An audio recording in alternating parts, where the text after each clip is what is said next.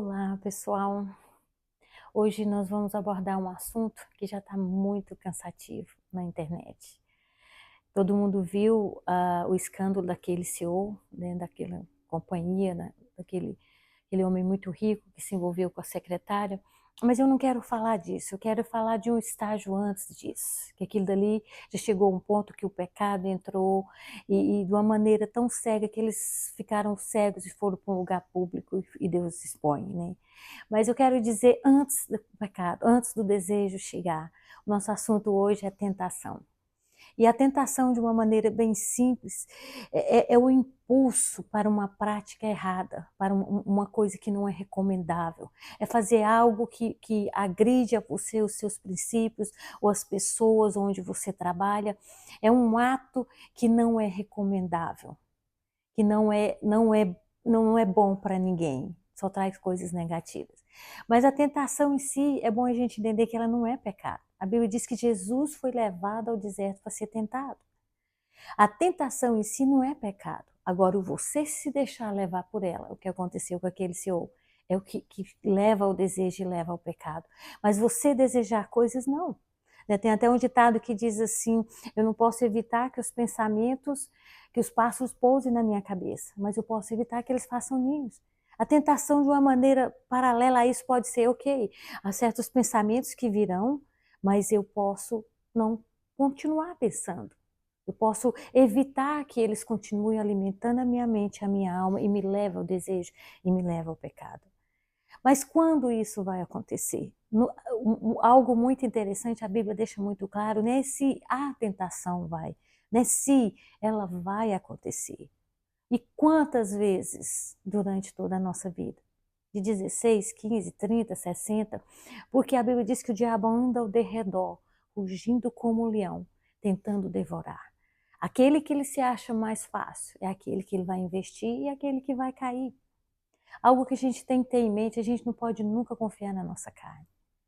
A Bíblia diz: aquele que está em pé, cuidado para que não caia. Eu vejo as pessoas apedrejando aquele homem, realmente é errado, é algo muito feio, poderia ter evitado tanta exposição, né, tanta tristeza para os filhos, vergonha para a mulher. Mas quantos que estão tacando a pedra não estão fazendo por trás também a mesma coisa? A gente não deve nunca falar: eu nunca farei isso, nunca. Ou eu não sou. Não, você deve vigiar, deve correr sim. Mas a Bíblia diz: quem está em pé, cuidado para que não faça. Então, tenha muito cuidado com os julgamentos. Vigie, né? Nós devemos vigiar os nossos pensamentos, as nossas atitudes, para a gente não cair nos erros que tantas pessoas caem. Mas qual que é a nossa postura? Nós temos dois exemplos muito clássicos na Bíblia que ensinam como agir diante da tentação. O caso mais difícil, né, e com muitas consequências, é a história de Davi. Davi, um homem tremendo em Deus. A Bíblia diz lá em 1 Samuel que era tempo de ir para a guerra. E Davi ficou no palácio. Davi ficou enfeitiçado pela beleza de Betseba. E foi ali que começou o erro de Davi. Em vez dele estar na guerra, lutando, defendendo o seu povo, fazendo aquilo que o Senhor chamou, ele simplesmente ficou lá folgadão, sentado, deitado e apreciando Betseba. Se você alimenta os seus olhos, mais cedo ou mais tarde, aquilo vai virar uma imagem no seu coração e aquilo vai te levar. Aquilo que você se expõe na televisão. Interessante que na época de Jesus não tinha o Amazon Prime, Jesus não tinha internet. Hoje em dia a tentação está no nosso bolso, está na nossa bolsa.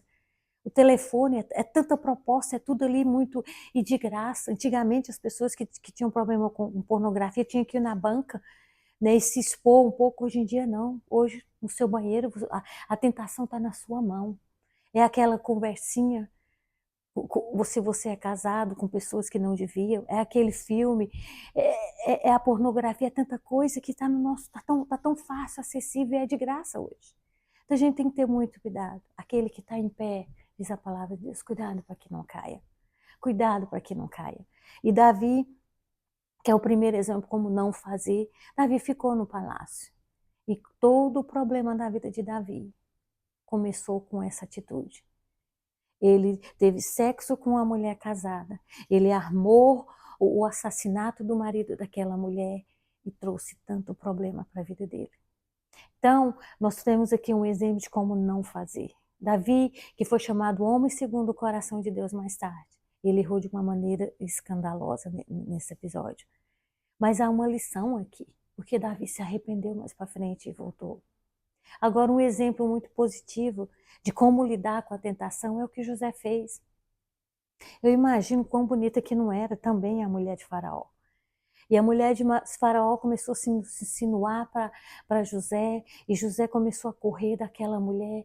E aqui está uma solução simples para a tentação: corra dela.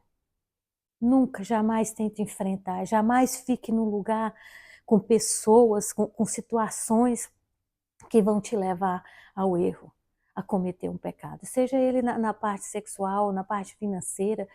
Não permita, não fique no lugar, sabe por quê? Porque o povo diz, e é verdade, a carne é fraca. Não confie na sua carne. A carne de todo mundo é fraca, mas o espírito é forte quando você está em Deus. Então, a Bíblia não dá nenhuma receita para ficar no lugar da tentação. O que José fez, José correu daquela mulher, e mesmo assim aquela mulher ainda tocou nele. Agora, qual que é a postura de José diante do Senhor? Ele chegou diante do Senhor com as mãos limpas, um coração puro. E o fim da vida de José, José colheu muito fruto, mesmo que ele foi acusado injustamente, mas a postura dele foi a postura que eu e você devemos ter diante da tentação.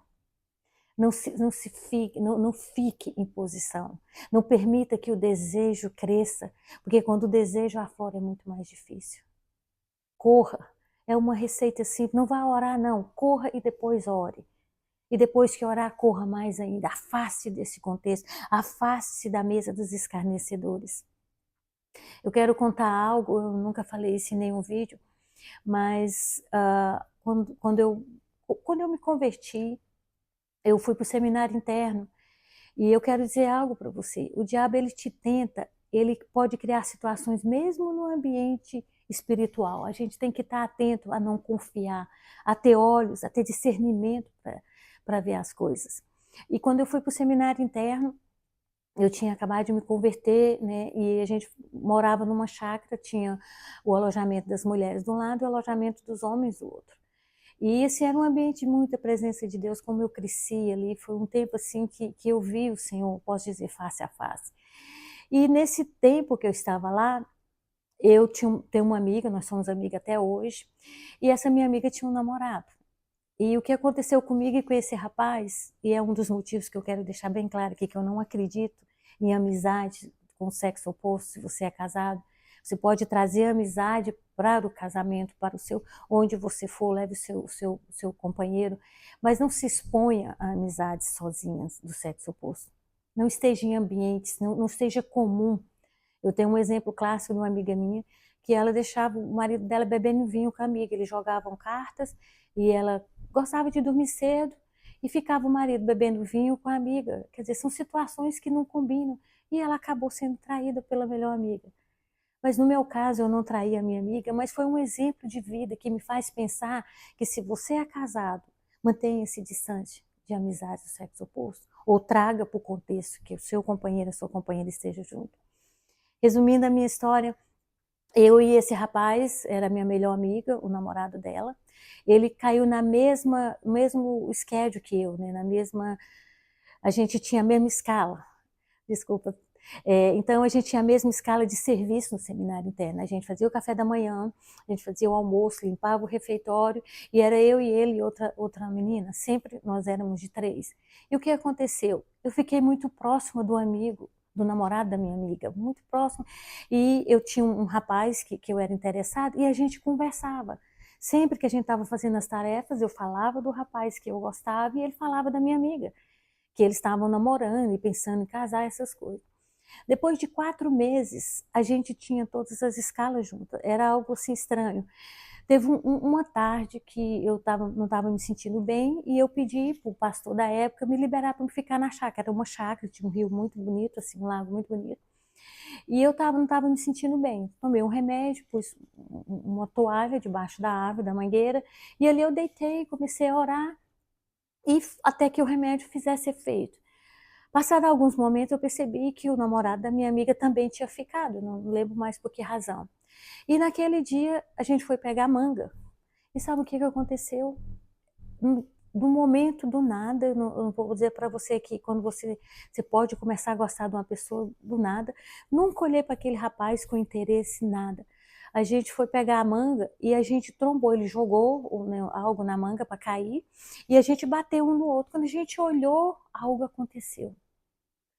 E eu quero dizer para você que constrangimento. A partir daquele momento, a amizade acabou, eu me interessei por ele e ele por mim e o constrangimento foi muito grande. Eu quero dizer para você, eu não estava num contexto, não estava numa mesa, não, eu estava num ambiente espiritual. A gente nunca imaginou que pudesse interessar um no outro. E eu quero deixar bem claro que eu não traí a minha amiga.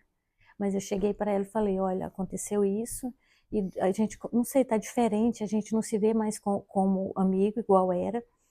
E ela foi de uma sabedoria tão grande. Ela falou assim, engraçado, o dia que vocês foram para o seminário, eu senti no meu coração que vocês iam se interessar um no outro. E nós tivemos que lutar com esse sentimento, ficou algo muito constrangedor. Mais uma vez, eu não traí a minha amiga, mas isso me veio uma lição. Eu falava do rapaz que eu estava interessada e ele falava da minha amiga.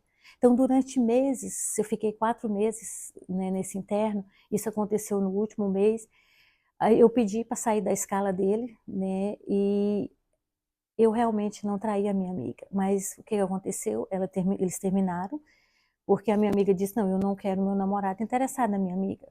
E eu achei a maturidade dela tão grande, e a confiança dela em mim, que realmente não foi algo que nós planejamos, mas que foi um ensinamento para todos nós. Hoje nós 3 estamos casados com pessoas diferentes e continuamos amigos os 3, porque aquilo passou. Aquela empolgação, aquela, vamos chamar né, de paixão, né? Foi algo assim, né, momentâneo, durou uns 2 meses, nós nos separamos e nós continuamos a nossa amizade. Então eu quero deixar para você que é a lição disso tudo. Não fique sozinho, você que é casado. Não saia. Tem uma amiga que eu conheci, ela disse que a amiga dela sai para andar de bicicleta com o marido dela. Aquelas roupas justinhas, eu ando de bicicleta, mas tento né, me cobrir um pouco, mas assim, aquela roupa, né, roupa de ginástica é uma roupa provocativa. E um dia eu cheguei para ela, mas por que você permite isso? Então, tenha cuidado, vigie. Não permita que a tentação leve ao desejo e caia no pecado, porque a tentação você corre dela. Ore, se fortaleça e mais do que orar, corra, como José fez. Corra. No meu exemplo, eu estava num contexto e aquilo aconteceu, mas depois que o sentimento mudou, eu me afastei daquele rapaz. É lógico que o namoro da minha amiga não deu certo, mas nós temos amizade até hoje, mais de 30 anos de amizade. Mas eu quero deixar a minha lição disso para você. Evite situações, não exponha a sua casa, não exponha a sua família, porque chega o ponto, nós vemos tantos exemplos de escândalo, esse CEO que é tão falado aí nas redes, aquele cantor americano, um homem bilionário que não sai da cadeia, tanto pecado. Antes do pecado ser consumado, ele começa com a tentação. Ele começa com o desejo, com alimentar o olho, com o desejo do coração de ter as coisas. Então vamos vigiar no começo. Não se sinta forte em você mesmo, mas fortifique-se no Senhor. E evite situações. Se você caminha no trabalho, uma pessoa que está sempre desviando o dinheiro, está sempre pegando, talvez você pense assim, mas fulano roubou milhões. Mas será que aquela caneta lá do escritório que seu amigo pega, se ele tivesse a posição, se ele tivesse alcance de milhões, ele não pegaria? Então vamos vigiar o nosso coração. Que o Senhor nos abençoe, que o Senhor nos guarde, que o Senhor nos dê discernimento, sabe? Que o Senhor nos dê sabedoria para discernir o bem e o mal. Que o Senhor nos abençoe, que o Senhor levante o seu rosto sobre nós e nos dê a sua paz, nos dê a sua sabedoria para contar os nossos dias, para alcançar um coração sábio, para remir os nossos dias e engrandecê-lo na terra. Eu sou a Nalva Pires. Se você gostou desse vídeo, dê um like, compartilhe, inscreva-se no meu canal.